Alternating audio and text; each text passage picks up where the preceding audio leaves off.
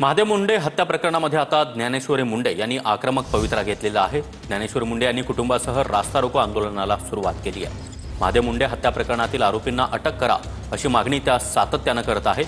ज्ञानेश्वरी मुंडे यांच्यासोबत आता ग्रामस्थही आंदोलनामध्ये सहभागी झाले आहेत आणि याच आंदोलनाच्या ठिकाणावरून संभाजी मुंडे आपल्यासोबत जोडले गेलेले आहेत। संभाजी, गेल्या 18 महिन्यांपासून महादेव मुंडे हत्या प्रकरणातील आरोपींना अटक करा अशी मागणी ज्ञानेश्वरी मुंडे करतायत आणि आता थेट आंदोलनाचा पवित्रा त्यांनी घेतला।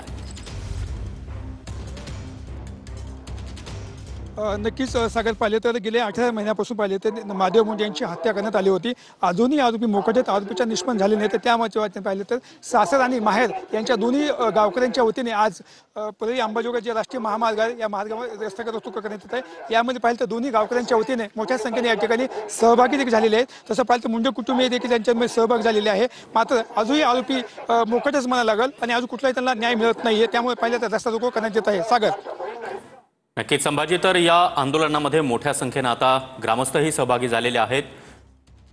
ज्ञानेश्वरी मुंडे यांच्या माहेरचे त्याचबरोबर सासरचे ग्रामस्थ या आंदोलनामध्ये रस्त्यावर उतरून आता रास्ता रोको त्यांनी सुरू केलेला आहे। सचिन खरात हे देखील आंदोलनात सहभागी झालेत। धन्यवाद संभाजी या माहितीसाठी।